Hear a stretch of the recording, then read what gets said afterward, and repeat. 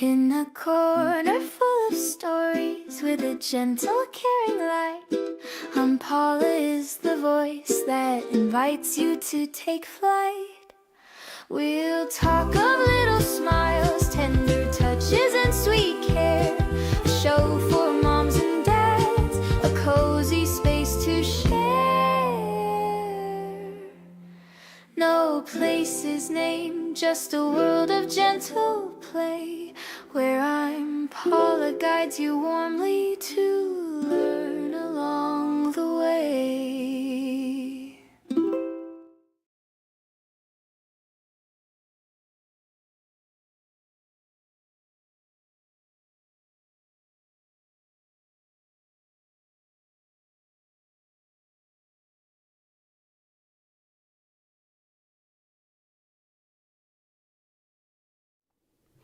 Hello, good evening, everybody. Good evening. Welcome back. Good evening, Paula. Hi, Lisa. How are you today? So good, very good. And you? I'm doing wonderful. I hope everybody had a wonderful day today. And here we are in the second episode of Breastfeeding Support Group streaming live. And we really would like for you to connect and ask your questions. Today's topic, while we're waiting for our audience to send their questions, today's topic is, when should I start pumping my milk? Wow. So this is a very interesting topic. So go ahead. So before we start, my name is Paula Laria. I'm an international board-certified lactation consultant. And here we have Lisa Muriet. She's a psychologist. She has a psychology of education degree, and she's a Spanish teacher. Yes, you say correct. And I'm glad to be part of this streaming because I think this is a very nice cause. And also today we have a special topic, right? So we can start right now. We can start. Right? So yeah, we're waiting for questions. So yes, feel free to ask. Right, this is the moment for you, right, to share with us your doubts, your concerns. Right, Paula is here to explain everything. She's the expertise in that. So the question is, when do you need to start pumping milk?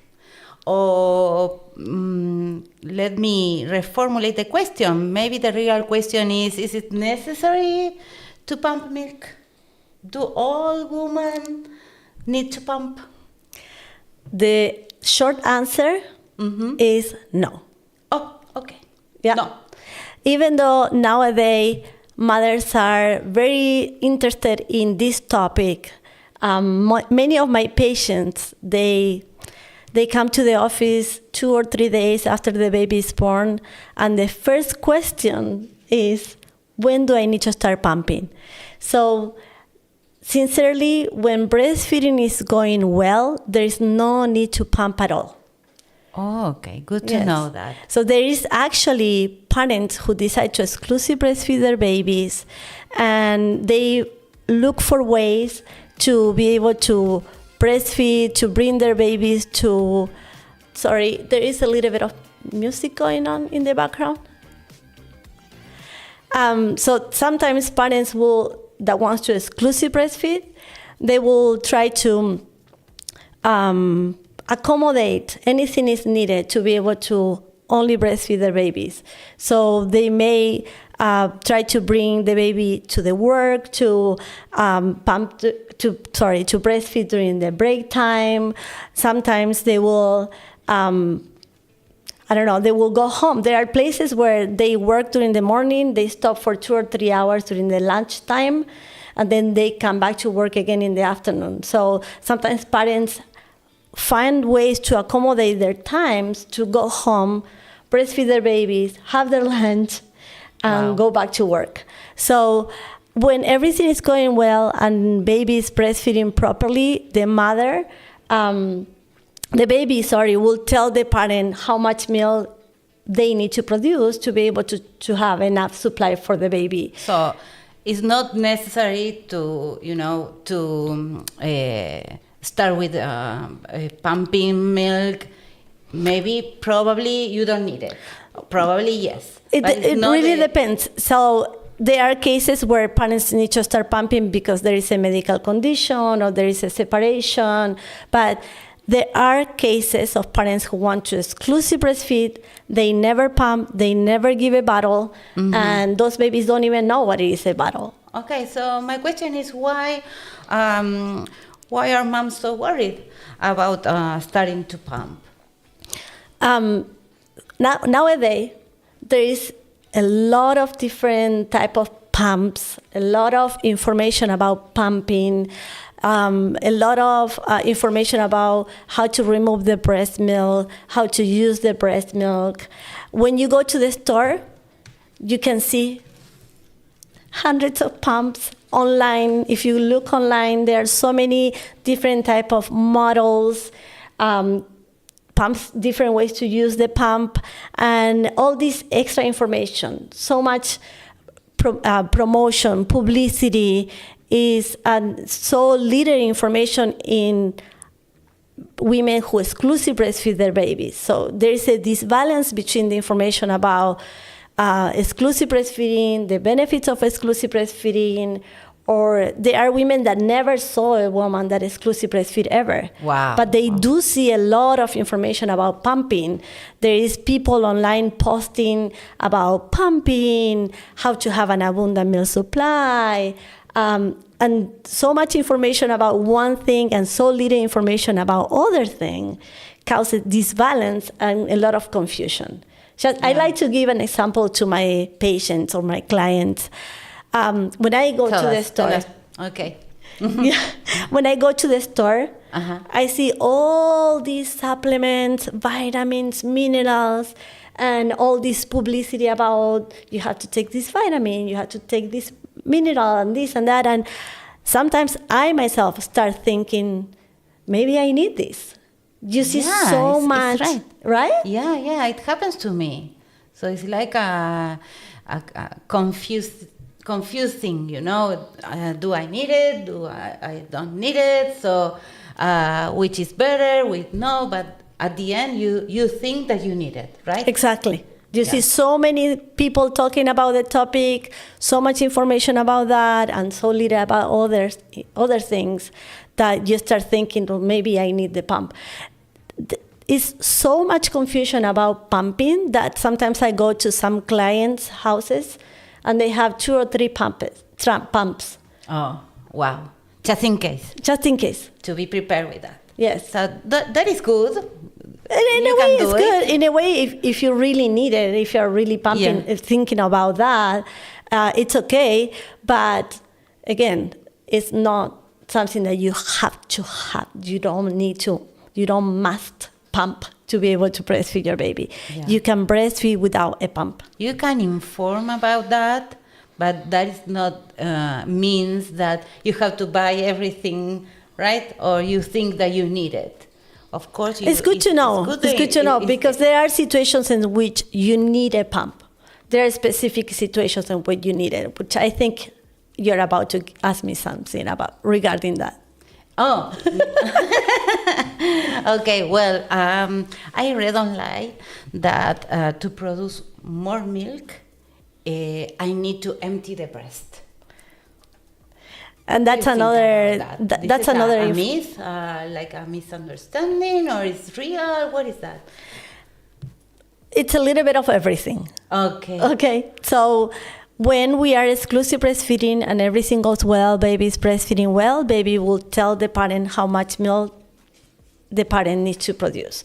So baby will help. There's no machine that will be better than a baby that is breastfeeding well to stimulate the breast to let you know how much milk you need to produce. That is amazing. Yes, So, we're trying. God. Actually, what we're trying to do with the pump is to simulate a baby feeding to make it look as much similar to the baby work, right? So in that case, if baby is breastfeeding well, it's not needed, right? Okay. But there are other cases in which parents want to do both. They want to do breastfeeding and some bottles, but they don't have a rush to start bottle feeding. Well, in those cases, the recommendation is to try to exclusive breastfeed for at least a month to allow the baby to learn to breastfeed, to allow the parent to establish a good milk supply, and then start pumping once the baby is between 4 to 6 weeks, and start pumping one time a day and replace one feeding for one bottle if the parent wants to teach the baby to learn to breastfeed. To use the bottle. Mm-hmm. And in that particular case, if we're teaching the baby to use the bottle, we also want to use a specific method called paced bottle feeding that we can talk in another streaming about that, unless a parent has a specific question about that. Okay.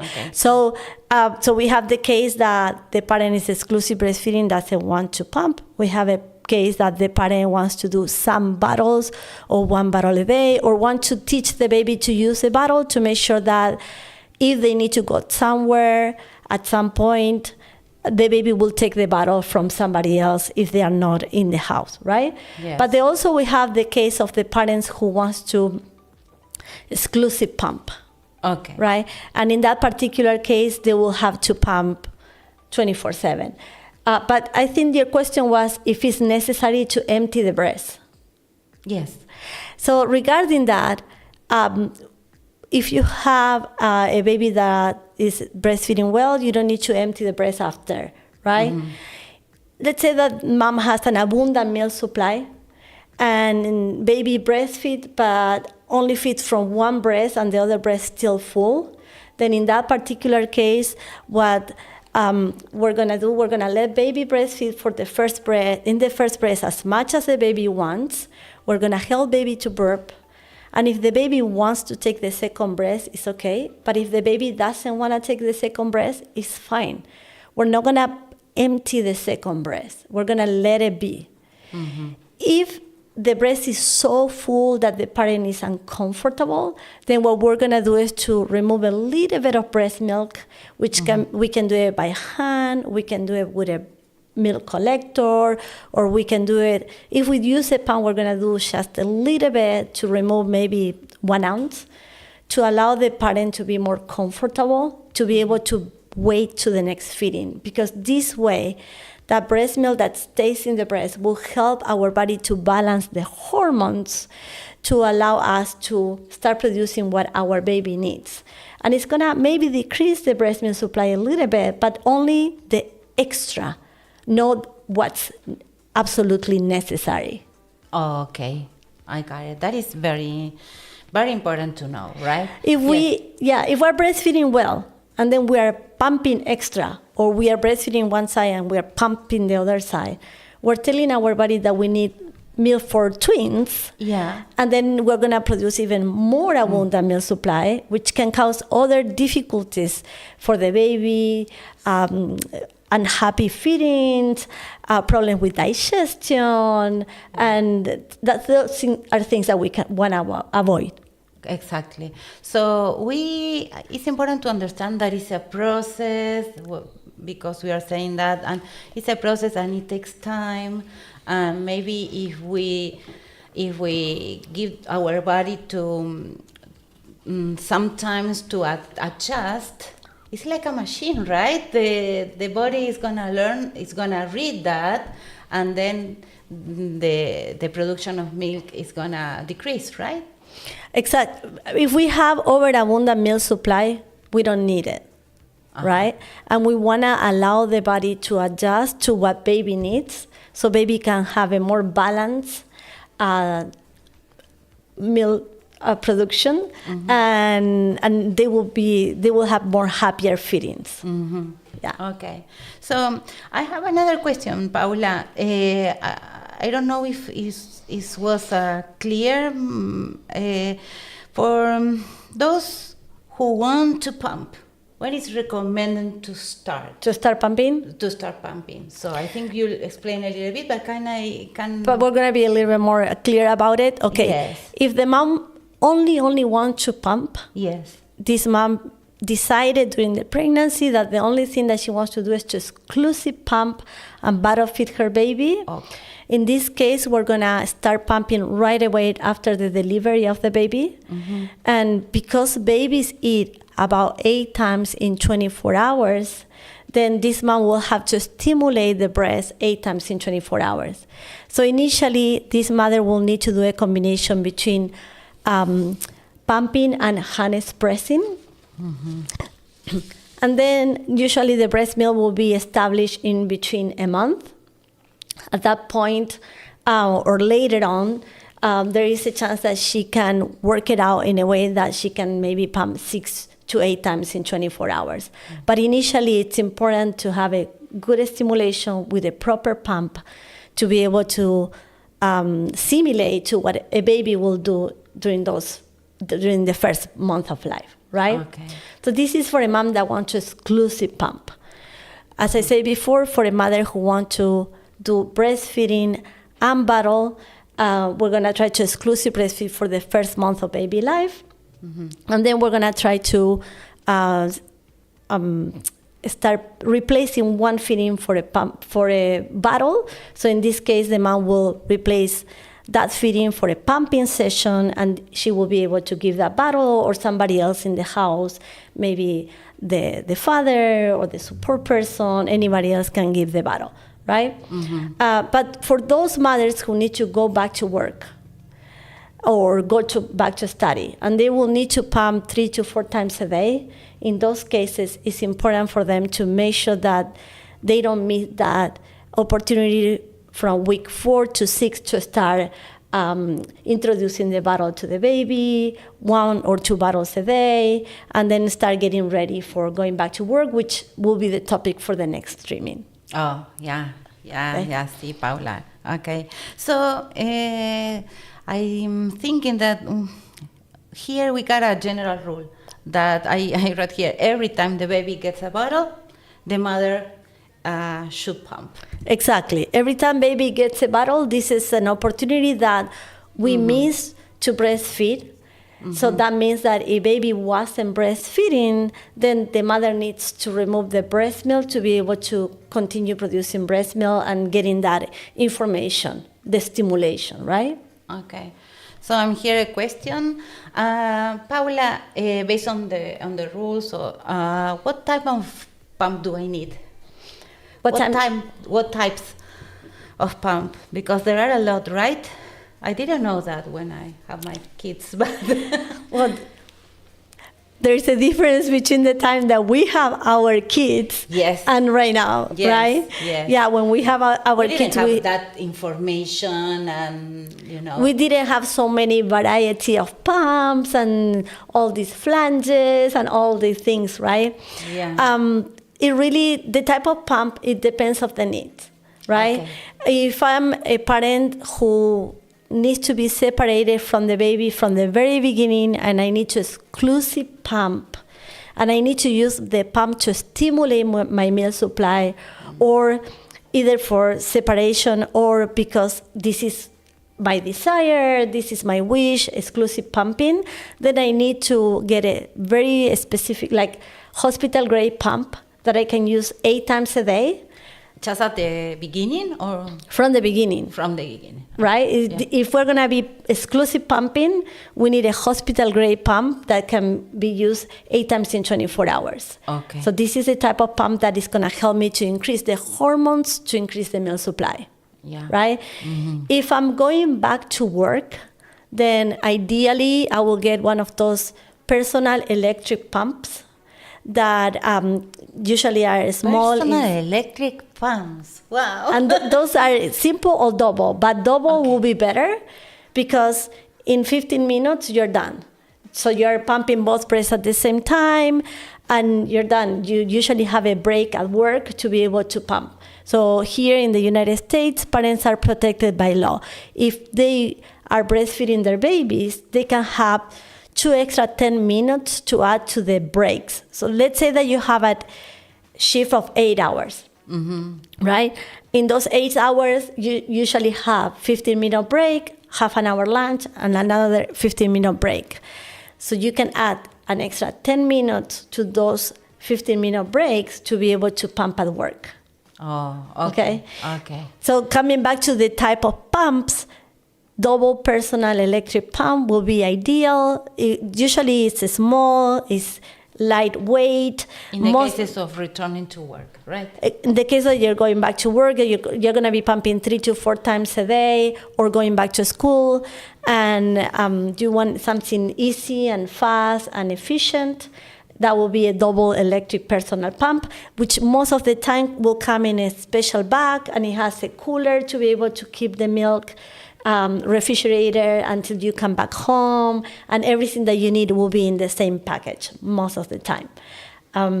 Again, make sure that you check the reviews from other people, or ask friends or families or relatives, which is the pump that you like the most. Because not all the electric personal pump have the same efficiency, and some of them out there can be very cheap but not necessarily remove the breast milk from the breast properly. Okay, so make sure you read the customer reviews before you buy your pump. Also, some insurance, not all the insurance, but some insurance will cover for the pump. Oh. Okay? So if you have a medical insurance, one of your homework for this week will be to call your insurance, the number that you have behind the car, and call them and tell them that you're expecting or that you have your baby and you want to know how to get the pump when you need it. So very important to do that things, meanwhile you are expecting, right? The more the more that you can do is better, right? So the more that you can do before the baby comes, better, because at that time it's crazy, right? Yeah. When the baby's at home, it's very challenging to try to learn new things or get new things. So the more you can learn through the pregnancy or do, better. Yes. At that time, I think maybe you forgot everything, right? What you learned, or you think that you forgot. Don't forget that there are lactation consultants out there that can help you. That's the most important thing that I need for you to remember from every single one of these classes, right? That you can always ask for help. And if you are pumping 1 time a day or every 2 to 3 days, because you only want to give 1 bottle once in a while, it will be you can use a hand pump, or you can use, if you have an abundant milk supply, you can use a breast milk collector. And that sometimes is enough to be able to collect milk for 1 bottle, and you don't need to be pumping or buying any of extra things. Okay, good. But, I have a but, I have one more thing, is that even though hand pumps, you need to work with your hands and do everything to remove the breast milk from the breast, I know a lot of cases of parents that do not like any electric pump at all, and they want to use a hand pump because they can have absolute control in everything they do. And some of them, they get so good at removing breast milk from the breast with the hand pump that they do it faster than a machine, electric machine. Wow. So this is good too. This is wonderful. Yes, this is wonderful. Yes, I think I understand that. Yeah. So it hurts because I never used that. No, pumping should not hurt at all. No. No. Not at all. If you use the right vacuum, the right size of flanges, the pumping session should not be painful at all. And how important is to know the size of the flange, the flange size, the part that touch the breast? I think it's very important, right? For many, many years, we only had 2 options, or a few options only, which for many years, we only had most of the time 2 sizes, and once in a while we were able to find bigger sizes, but we weren't really very concerned about the size of the flanges. In the last years, I will say about 4 or 5 years, people is being more interested in the size of the flange, because the better or the more accurate the size of the flange, the bigger the chances for you to be more comfortable and to pump more milk and be more efficient, right? So maybe if you feel some discomfort or it hurts you, probably the size is wrong. Yeah, there is a chance that you're not using the right size of flanges, or if you're not pumping as much milk, you feel that. I have many times parents come into the office telling me, I don't think I have enough breast milk. I'm like, why do you say that? It's because when I pump, I only get this amount, right? So we cannot use the pump as a way to measure how much milk we're producing. This is not the best way to do it. The best way to do it is usually with the baby, right? Because for the same reason, you may be not using the right size of flanges, or you're not using the right pump. And again, the pump, no matter what, how expensive is the pump, it will never be as good as a baby, right? Okay, yes. But let me teach you how to measure the size of the flanges. Okay, I would love to. You want to learn that? Learn that, yes. Okay. Yes. So nowadays, many pumps already comes with a ruler. It looks like this. I'll give you the one. Oh, This is for you. You brought some for me, okay. Yep. Nice. Okay. And I'll give you my breast. Oh, wow. Be look careful at with my this. breast. It's a crochet breast. Yeah. Nice. And I'm going to use this one. Okay. Okay. So now what you want to do is to use this ruler and try to fit the nipple in the ruler, in the hole that it's more comfortable. So you don't want it too loose or too tight. See, if I put it right here, mine is loose. So if I put it here, it's better. Okay. What size is yours? That's this a little is too bit big? loose. Try it smaller. The smaller? Here? Yeah, Here? that's better. Okay, good. So what's your size? 21 millimeters. So 21 millimeters, when you get that number, you have to add 2 millimeters. You have to add that? You have to add that, and you will know what will be the size of the flanges that you need. So in that case, will be 23. Okay, and 23. in your case? In my case, this is 11. It's very small, so I So need it's to gonna add be 2. 13. This is going to be a 13. Yeah. But chances are that during your pumping life, for as long as you pump, there is a possibility that the size of the nipple may change. So there is a chance that you may need to remeasure you and change the size of the flanges. Okay. Okay? So you said that anytime it can reduce, or maybe the first part, the first time is big, and then it's gonna be smaller, or Yeah, it can change. it can change. During the first weeks, 1 month later. If you measure before the baby is born, maybe it will change after the baby is born. So it's not necessarily always will be the same one. So anytime that you feel any discomfort, or you're not pumping as much milk as you were pumping before, you can always change. Okay, you say baby before born. You say baby before born. And I have a question that I would like to do. Paula, what about women who express milk during the pregnancy? So before the birth. This is a hot topic right now. What can you tell us about this? So this is called, when parents are trying to express breast milk during the pregnancy, actually colostrum, this is called colostrum harvesting. Colostrum harvesting. Yeah. Oh, wow. This First is time that I hear this. This is a technique that was done or recommended initially for medical conditions. And this is something that a lot of parents are trying to do nowadays. Again, this is one of those things that there is a lot of parents doing it online and showing other parents what they're doing. And unfortunately, in some cases, cannot be a really good idea. So because this is such an important topic, we're going to have a special guest. Actually, she's coming on February 12th. and she's going to be talking to us about colostrum harvesting, what are the advantages, the pros, the cons, and how to do it, and why, when, and everything regarding colostrum harvesting. So very good, very interesting. So please reserve this day at this time. You said, Paula, February 12th, right? February 12th, yeah. So, okay, so we can understand a little bit more about the benefits. Colostrum harvesting. Yeah. Yes.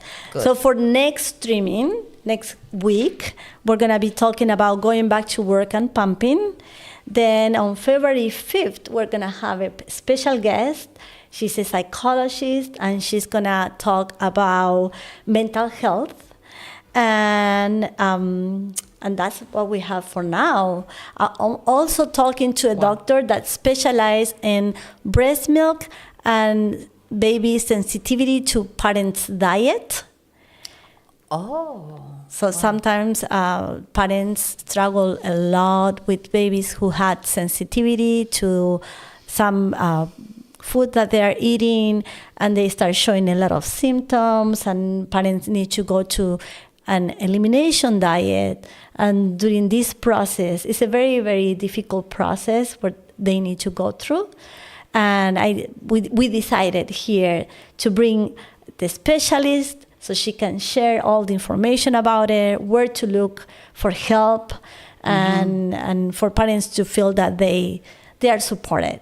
One more of these breastfeeding challenges, right? Yes. Yeah. Yes, one more of these breastfeeding challenges. Yes. What else? Do we have any questions from the chat?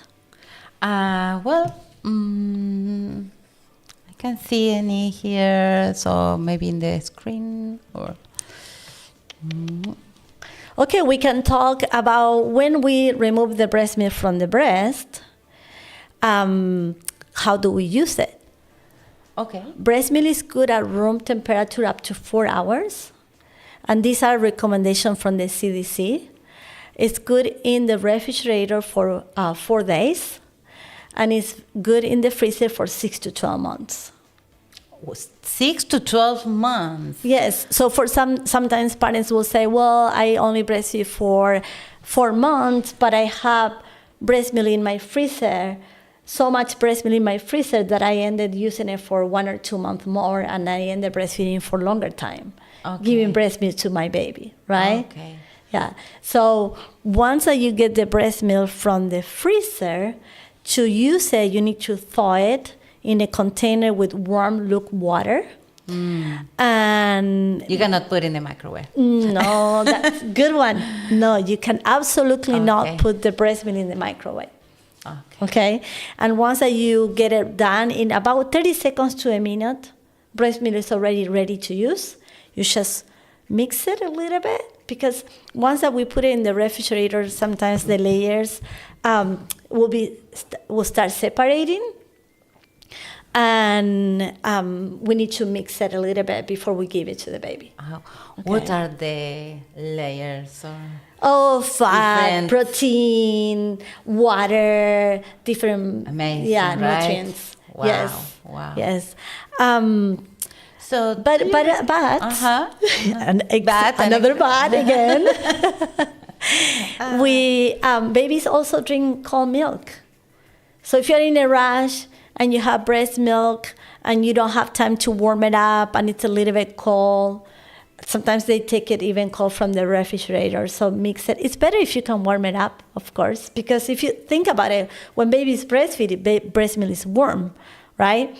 So, but if you can't, most babies will take cold milk.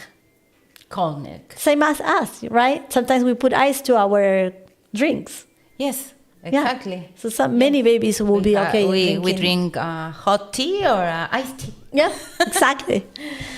There we go. So these are the topics for today. Yes. And we're super happy to be able to share all this time with you. Remember that this is a space for you. Anytime that you want to join us in the streamings, we're going to be more than happy to see you, to share your concern, to answer your questions. If you need Spanish classes, look for my friend, holalisa.com. If you need lactation help in person, I will be more than happy to help you, or online. You can come to my office. I can go to your home. If you're in the area of the Santa Clarita, San Fernando Valley, you can call me. We can do a video call. We can do a phone call. Anywhere you are in the world, I will be more than happy to help you. Yes, that is amazing in this. And we are almost done. Tomorrow at 10 a.m. in New Hall, go to breasttimeoflife.com for more information.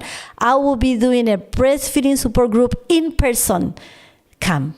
I want to see you there. Cool. Good. Thank you.